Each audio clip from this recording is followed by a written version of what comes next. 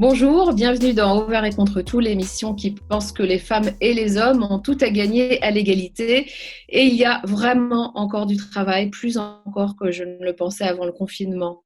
Vous avez vu comme les violences et les féminicides sont en augmentation, des violences plus fréquentes et plus graves, et dans le monde entier. Au point que le chef de l'ONU, Antonio Guterres, parle d'une horrible flambée mondiale de violences domestiques. Le monde entier se fige, l'économie connaît un coup d'arrêt brutal et sévère, mais il y a une chose qui ne change pas, la moitié du genre humain est toujours potentiellement en danger du simple fait d'être une femme. Et pourquoi ? Parce qu'il y a des hommes convaincus d'une légitime domination qui leur donnerait par nature, par habitude, par culture ou de droit divin un pouvoir, celui de se faire servir, de posséder, de rabaisser, de forcer, de taper, de violer, de tuer. Dans le même temps, beaucoup vivent cette pandémie comme un point de bascule, le moment à partir duquel il faut imaginer le monde d'après. L'expression a accédé directement au top 10 et c'est très bien. Nous découvrons, nous, l'humanité beaucoup plus fragile et vulnérable que nous ne le figurions et je partage absolument le désir de transformer un monde épuisé. Mais je nuance. Tout d'abord, le monde d'après n'est pas une formule magique, ni par pitié un nouvel élément de langage peu à peu vide de sens. Dans notre monde dominé par la vitesse et l'urgence, les mots s'usent très vite et le changement, il va donc falloir vraiment s'y atteler. Mais surtout, changer le monde, oui, mais pas sans les femmes. Pour beaucoup, cela va sans dire, mais au regard de la récente une du Parisien titrée Il raconte le monde d'après, avec 4 hommes en photo, il vaut mieux le répéter. Pas sans nous, bien sûr, et pas non plus sans placer la question de l'égalité au cœur même du changement. Je note que les appels à construire le monde d'après concernent des domaines aussi majeurs que la solidarité sociale, la reconstruction du système de santé, l'économie, la lutte pour le climat, à juste titre, mais je crains qu'il y ait un manque, la volonté d'introduire l'amélioration du sort des femmes comme une pierre angulaire de chacun des changements futurs. Alors, si la crise redessine le rapport entre le possible et l'impossible, commençons par acter ce qui a été jusqu'à présent jugé impossible ou secondaire ou important, mais pas prioritaire non plus, l'égalité entre les femmes et les hommes. Pas de monde d'après si ce monde n'est pas avec et pour les femmes. Et vous savez quoi ? On a besoin de tout le monde pour ça, les femmes et les hommes. On a besoin que les hommes arrêtent de se sentir jugés quand on parle de féminisme et on a besoin d'hommes courageux qui osent incarner et défendre publiquement ces idées. Au vert et contre tout en mode confiné et un peu raccourci, c'est parti avec Alexia Anglade, Caroline Salamone, Élodie Simor, Boris Georgelin et moi-même, Emmanuel Durand-Rodriguez. Bonjour. Bonjour. Bonjour. Bonjour à toutes et à toi, Boris. Le confinement, est-ce que cela fait aux femmes ? On va pas mal en parler durant Au vert et contre tout aujourd'hui, et précisément Caroline Salamone avec un livre de Maron Garcia. Tout à fait. Alors en fait, une amie m'a fait remarquer la semaine dernière que je trahissais un peu la cause féministe en prenant en charge plus de tâches ménagères dans mon foyer, parfois. Donc ça m'a fait un petit peu cogiter et j'aimerais effectivement parler de cet essai philosophique dans lequel je me suis un peu replongée ces derniers jours. On ne n'est pas soumise, on le devient. Donc Manon Garcia, qui en est l'autrice, reprend l'ouvrage philosophique de Simone de Beauvoir et met en exergue les caractéristiques de cette soumission. Alors, juste un petit point, la soumission d'un point de vue philosophique. Donc oui, c'est parfois un délice qu'on appelle bizarrement les petits plaisirs de la vie. Par exemple, faire une jolie table pour le repas ou jouer à Marie Kondo avec les t-shirts de la maisonnée. Et c'est parfois vécu comme une oppression quand monsieur, par exemple, nous avoue post-sieste de confinement qu'il s'ennuie alors que vous nettoyez la robinetterie à la brosse à dents et qu'il y a 13 kilos de vaisselle dans l'évier. La question derrière tout ça, est-ce que ces moments sont incompatibles avec l'indépendance ? Alors, juste un petit point, la soumission, ne perdez pas à l'esprit que c'est un apprentissage social. Donc, ne culpabilisez pas d'apprécier le fait de prendre en charge des aspects du foyer et même parfois de vous délecter d'y régner en maîtresse. Globalement, c'est si vous avez grandi dans un foyer de conditions sociales moyennes à plutôt pauvres, ce qu'on vous a appris. Donc, il y a une différence nette entre être libre et être indépendante. Qui est complètement libre et peut-on jouir parfois de sa propre soumission ? Des questions à méditer, comme on a un peu de temps en ce moment, ça tombe bien. Donc, Manon Garcia explique que se soumettre, ce n'est pas abdiquer, ça reste une action et qu'aucune personne n'est passive dans son acte de soumission. Il y a même des atours à la soumission. J'ai malheureusement pas le temps d'évoquer un dixième du déroulement philosophique de l'ouvrage. Allez jeter un petit coup d'œil sur Google parce que les premières pages du texte sont en accès libre. Bref, lisez ce livre. C'est très, très facile d'accès pour de la philo. Et c'est vraiment un pas important parce que comprendre pourquoi les femmes se soumettent et par quel mécanisme sociologique, c'est vraiment le préalable nécessaire à toute forme d'émancipation. Merci Caroline. Donc, émancipation n'en est manifestement pas tout à fait là concrètement en période de confinement, notamment ce que semblent prouver les chiffres, et des chiffres très actuels, Alexia Anglade. Et oui, alors moi, je rejoins totalement ce que vient de dire Caroline. J'ai une mauvaise nouvelle. Ça fait 28 jours que la France est confinée. Et selon un sondage IFOP du 8 avril 2020, mentionné dans l'article de 20 minutes du même jour, 49% des ménages se disputent en ce moment plus souvent qu'avant sur les tâches ménagères. Alors, c'est ballot quand même, parce que moi, naïvement, j'avoue avoir pensé que cela permettrait une meilleure répartition des tâches domestiques dans les foyers. Ce confinement, il fallait bien qu'il serve à quelque chose. Et puisque je rappelle que selon l'Observatoire des inégalités, les femmes consacrent encore en moyenne 3h26 par jour aux tâches domestiques versus 2 heures pour les hommes.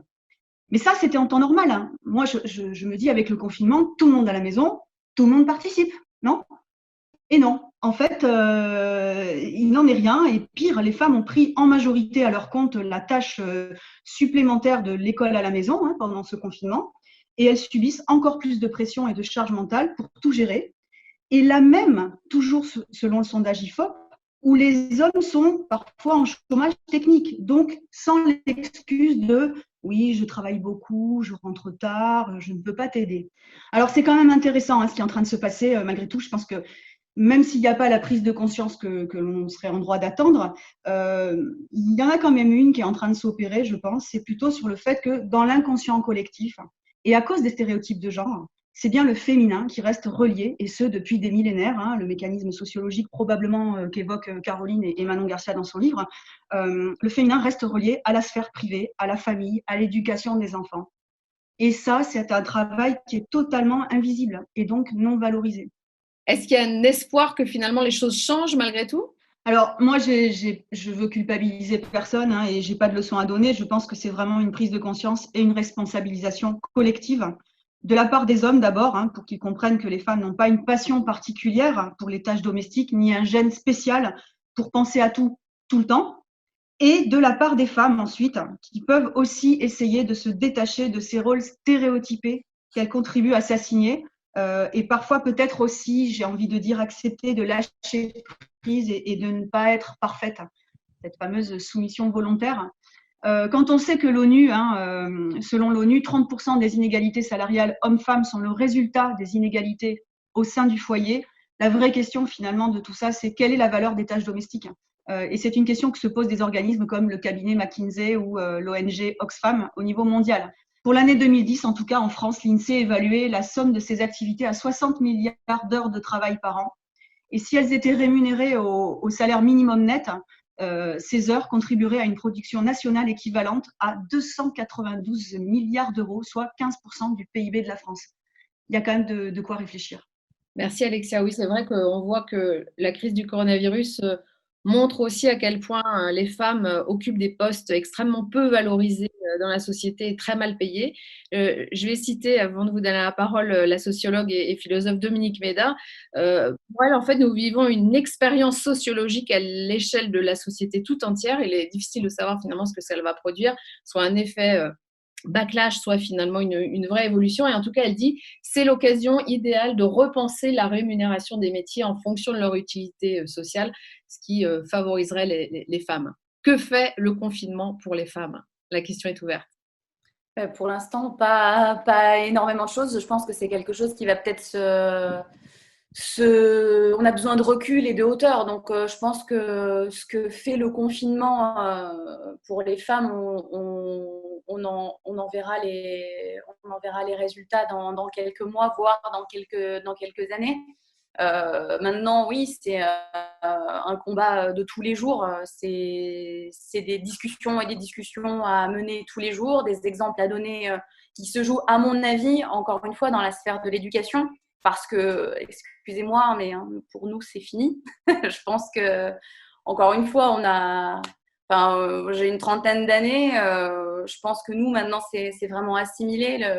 Pour moi, le seul espoir, c'est voilà, de changer un petit peu les automatismes du quotidien et donner exemple aux petits garçons et aux petites filles qui participent, pourquoi, quels sont les rôles de chacun, le partage, tout ça, quoi. Enfin, je ne sais pas ce que vous en pensez, mais pour moi, le seul espoir, c'est le peut-être un peu célibat. Pour moi, le seul espoir, c'est le célibat. Je ne suis pas trop ennuyée en ce moment vis-à-vis de ce genre de choses. Sauf que quand j'ai mon fils une semaine sur deux, je dois tout faire. Et là, le partage des tâches est un peu plus compliqué. Je crois surtout qu'il faut faire attention à ne pas confondre l'épuisement de faire et l'épuisement de demander. Parce que ça reste de l'épuisement. Et de répondre à une injonction par d'autres injonctions. C'est-à-dire que déjà, c'est difficile de rester chez soi et régler ce type de problème avec son conjoint en ce moment, est-ce que c'est aussi le bon moment? J'en sais rien, c'est que des questions. En tout cas, c'est révélateur. C'est une période révélatrice d'un certain nombre de phénomènes. Oui, tout à fait. Moi, je veux juste revenir sur ce qu'a dit Caroline. Je suis tout à fait d'accord que c'est un enjeu d'éducation très, très fort, cette répartition des tâches, la perception et qui est assigné d'office à la sphère domestique, bien sûr. Mais je suis moins d'accord sur le fait que pour nous, c'est joué. Je pense que c'est joué pour personne. Jamais. On a toujours la possibilité de prendre du recul, de communiquer avec son conjoint ou sa conjointe et de se remettre en question et de changer les choses. Bon, bien sûr, c'est sûr qu'on a toujours une part de pouvoir par rapport à ça. Bien sûr, chaque jour, on essaie de voir les choses avec de la hauteur. On essaie de, comme tu disais tout à l'heure, de lâcher prise sur certaines choses, sur certaines notions d'hygiène qu'on a apparemment de différentes ou ce genre de choses. Mais les mécanismes d'apprentissage qui ont lieu en psychologie, en sociologie de 4 ans à 11 ans, je veux dire, pour nous, globalement, c'est fait. Alors, ça peut se déconstruire en partie, mais il y aura toujours un impact intellectuel, un impact moral. Ça sera un effort. Il n'y aura plus rien de naturel, quoi. En fait, quand on étudie les mécanismes liés à la confiance et au manque de confiance, en particulier chez les femmes, il y a quand même une prise de conscience possible de pourquoi les femmes se comportent comme ça. Certes, il y a eu un héritage sociologique très fort, culturel, ce que tu évoques, Caroline, évidemment, mais il y a quand même aussi cette volonté d'être parfaite, de tout maîtriser, de tout contrôler, de faire plaisir absolument. Et je pense que ça, on arrive quand même en le réalisant et quand on arrive à se couper et à renoncer un peu à ça, je pense vraiment qu'il y a quelque chose à creuser de ce côté-là. Oui, sur le lâcher prise. On parle que de nous, en fait. Il faudra…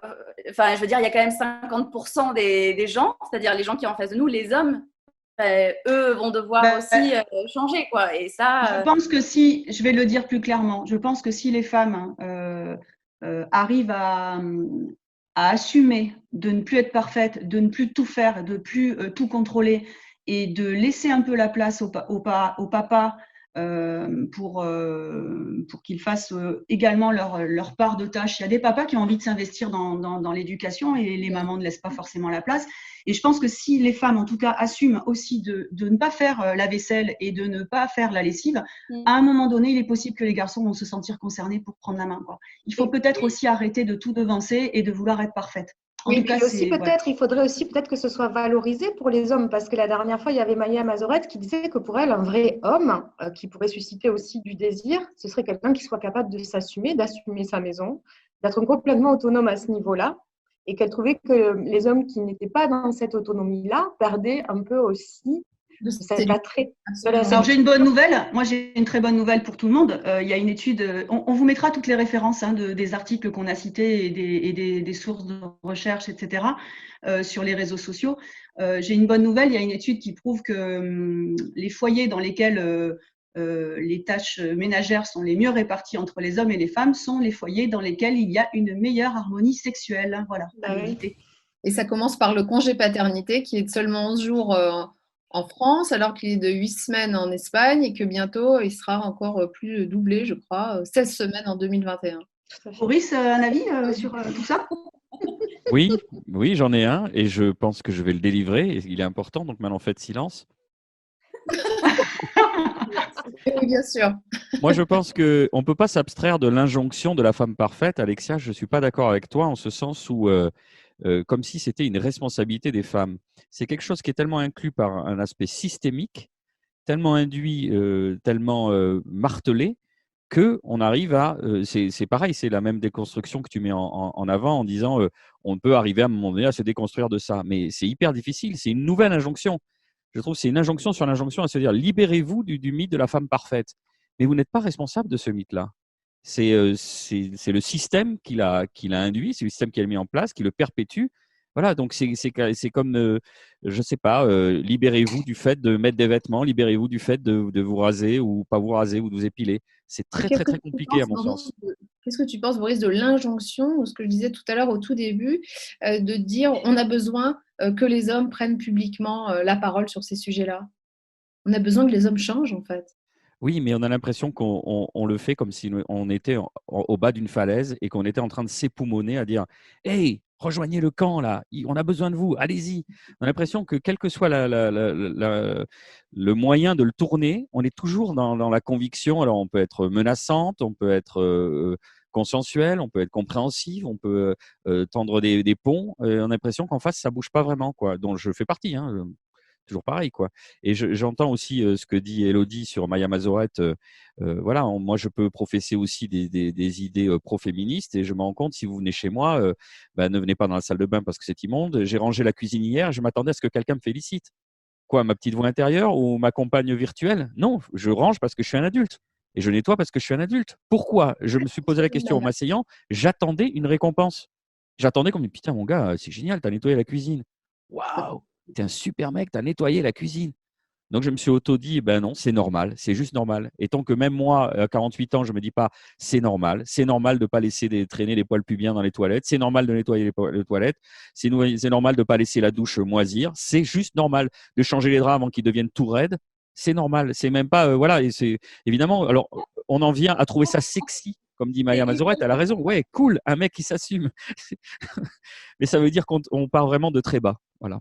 Élodie, on a une initiative intéressante que tu voulais évoquer avec nous aujourd'hui. La dernière fois, je vous avais parlé d'un livre pour les préados de 9 à 13 ans. Aujourd'hui, tu t'intéresses plutôt aux 14-20 ans et à leur accès à la sexualité.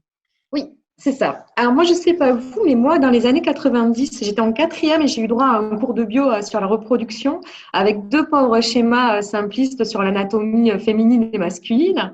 Et puis ça se terminé en apothéose avec un accouchement face caméra. Et là, on se disait que vraiment tout ça allait être vraiment super, quoi. Alors aujourd'hui, on a fait quand même quelques progrès. Et on propose aux élèves 3 cours d'éducation à la vie affective et sexuelle au collège. Mais d'après mes sources, en fait, la qualité des informations dépend surtout de la personne qui les donne et majoritairement, ce sont leurs profs qui leur font ces séances de cours. Alors, on imagine que ça ne permet pas de poser les vraies questions et ça ne permet pas non plus d'avoir les vraies réponses. Et du coup, là, l'INPES, qui est l'Institut national de prévention et d'éducation à la santé, en partenariat avec beaucoup d'associations et des médecins, ont créé il y a un petit moment déjà le site internet qui s'appelle On s'exprime.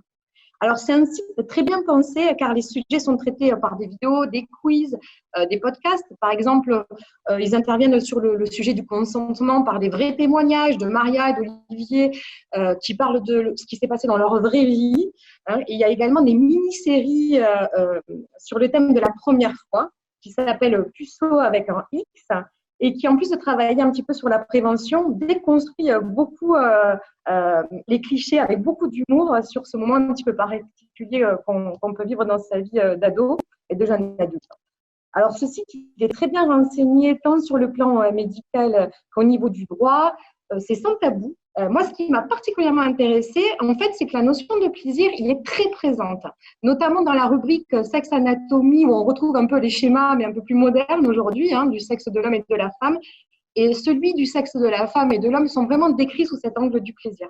Donc, il y a également tout un chapitre sur l'égalité femmes-hommes qui est vraiment très drôle, très intéressant. On parle également de l'homophobie, des sextapes, du porno, etc., etc., etc. Alors, je ne sais pas comment les parents vont s'y prendre pour faire découvrir à leur ado ce site, puisqu'avant, on disait, ouais, tu fais traîner un livre, il trouvera là quelque part. Mais bon, en ce temps de confinement, je les laisse y réfléchir. Je leur refile un petit peu la patate chaude. Et en revanche, moi, je les encourage à aller voir la campagne de pub de ce site où justement les parents sont au cœur du sujet et c'est vraiment très, très drôle. Ok, on va aller voir ça. Alors, est-ce qu'il y a le clitoris sur les images Oui, mais complètement. C'est pour ça que je dis ça. Il y a tout. Et puis, c'est vraiment sous cet angle-là. On progresse. On n'a pas eu la chance, nous, ados, Nous, on n'avait pas de clitoris. Non, mais c'est clair. Juste un point, en fait. Un point sur un schéma. Boris, cette pandémie nous laisse globalement plus de temps, enfin, en moyenne, disons. Pas forcément pour les femmes les plus soumises aux tâches domestiques, mais bon, bref, on n'y revient pas. En tout cas, ça a été l'occasion, et c'est l'occasion pour toi de bagnoder sur Twitter où visiblement l'anecdotique côtoie le pitoyable. Oui, Emma, pour ma chronique du côté des hommes, donc j'avais d'ailleurs imaginé brocarder une nouvelle proposition vue sur Twitter avec des hommes qui envoient des photos de leur sexe pour les faire noter par des femmes moyennant finance. Et je me suis dit, sans doute grâce au confinement, que la vie était trop courte pour relayer des informations comme celle-ci. J'ai préféré m'attarder sur un tweet de la journaliste et militante Alice Coffin, qui mettait en exergue de récentes publications de presse, notamment cette une du Parisien dimanche, dont tu parlais en introduction, titrant sur « Il raconte le monde d'après » avec une belle brochette de femmes expertes, de vieux hommes blancs, donc Jean Jouzel, Thierry Breton, Axel Kahn, et attention, il y a un jeune homme blanc, le politologue germano-américain Yascha Mounk. Mais alors, je me suis posé la question, est-ce que c'est un cas isolé ? Point du tout, car comme le souligne Alice Coffin, la même semaine, Le Monde Magazine mettait en une 16 photographes confinés, 16 hommes, évidemment, le justifiant par un spécial mode homme. Même chose à Télérama, avec la mise en exergue de 5 photographes, et là encore, je vous le donne en mille, 5 hommes. Alors sur ce même Twitter, la politologue Virginie Martin insiste, je cite, les invisibilisés qui leur sauvent la vie ou qui prennent soin d'eux, infirmières, caissières, aides-soignantes, médecins, femmes de ménage, c'est une violence inacceptable que cette mise sous silence. Pour l'anecdote, je rappelle en outre que Virginie Martin s'est faite virer de LCI pour avoir fait ressortir la suffisance crasse et l'expertise autoproclamée sur tous les sujets du macroniste Romain Goupil, parce que ce petit marquis, dont le dernier semblant d'actualité remonte à mai 68, a pris ombrage de l'outrecuidance d'une femme qui osait le contredire avec expertise et assurance. Bref, ce qui me semble nouveau avec ces unes, c'est qu'on est arrivé à un point où la mauvaise foi et le mensonge sont institutionnalisés. La rédaction du Monde Magazine s'est justifiée en disant qu'évidemment, un spécial femme était prévu. Idem pour le Parisien qui invoque, je cite, une maladresse qui n'illustre en rien notre ligne éditoriale, alors qu'ils ont juste été repris par la patrouille. Et plutôt qu'engager le débat, ils s'enferment dans des explications, ma foi, fortes alambiquées. Du reste, le site expert.fr ne s'y est pas trompé. Elles écrivent dans un communiqué, cette une est une claque, un regrettable retour en arrière alors que nous pensions avoir franchi le cap. Alors, pour garder espoir, je vous invite justement à consulter le site expert.fr qui se présente comme le premier annuaire gratuit 100% numérique de toutes les femmes expertes françaises et francophones, sachant que seulement 19% des experts invités dans les médias sont des femmes. Le projet des experts propose une base de données unique de femmes chercheuses, de chefs d'entreprise, de présidents d'associations ou de responsables d'institutions. Et si vous aimez la photographie, en réaction à la une du Monde Magazine, vous pouvez aller lire le remarquable fil sur Twitter donc de Vieille Meuf Aigrie, ça ne s'invente pas, qui recense avec l'aide d'autres tweetos plus de 70 femmes photographes pour un tourbillon d'images fortes, intenses, sincères, troublantes. Bref, c'est un excellent antidote à cette presse qui reste confinée dans ses réflexes patriarcaux. Il est encore long, le chemin à parcourir. Excellent, Boris. Merci. On finit peut-être cette au vert et contre tout avec vos coups de cœur rapidement, si vous en avez. Oui, moi je voulais parler de l'association Griselidis, qui est une association de santé communautaire pour les travailleurs et travailleuses du sexe, de la rue et du net, qui à l'heure actuelle fait une collecte, le pot solidaire. Vous tapez Griselidis, le pot solidaire pour venir en aide aux prostituées, car ils sont quand même les grands oubliés à l'heure actuelle. Bon, moi, mon coup de cœur, c'est ONU Femmes France qui a lancé une campagne de dons pour soutenir les femmes en première ligne. Et puis, j'ajouterai aussi les numéros contre les violences sexistes et sexuelles, le 3919 pour alerter, le 17 en cas d'urgence, la possibilité aussi d'alerter en pharmacie, et ça, c'est quelque chose d'extrêmement novateur et positif. Et puis aussi le 119 pour les enfants en danger. Alexia ? Boris? Je voudrais parler d'une mini-série, c'est le moment, hein, puisque on peut avoir éventuellement le plus de temps à passer devant Netflix. Donc une mini-série de 4 épisodes sur Netflix qui s'appelle Unorthodox et qui raconte l'histoire d'une très jeune femme de 19 ans, Esther, qui vit dans une communauté juive ultra-orthodoxe à Brooklyn et qui va s'extraire de toutes ces privations de liberté et des conditions de vie assez, ma foi, difficiles pour les femmes, hein, et qui va fuir, hein, littéralement, qui va fuir et qui va même changer de continent. Je ne vous en dis pas plus. Caroline, tu voulais? C'est juste un petit truc pour vos enfants, qu'on continue dans les séries après Alexia. Il y a les petites séries, les petites culottées de Pénélope Bagieux qui a été adaptée en vidéo. Il y a, je sais pas, une vingtaine de petites séries sur France TV à regarder en accès libre. C'est top, c'est brillant, c'est pertinent, c'est frais pour vos petits garçons, vos petites filles. Et puis, il y a aussi sur Arte la série Espionne. Pareil, il y a 13 épisodes, je crois, qui racontent l'histoire des grandes espionnes, bon, évidemment, dont on n'a jamais entendu parler. Voilà. Donc c'est très bien fait aussi, et c'est court, et voilà, ça passe tout seul. C'est très bien pour les enfants et pour les adultes. Merci Caroline Salamon, Élodie Simor, Alexia Anglade et Boris Georgelin. Pour finir, une phrase de la philosophe et psychanalyste Cynthia Fleury que j'aime beaucoup, je voudrais partager. Quand on ne veut pas changer le monde, on dépérit intérieurement. À bientôt.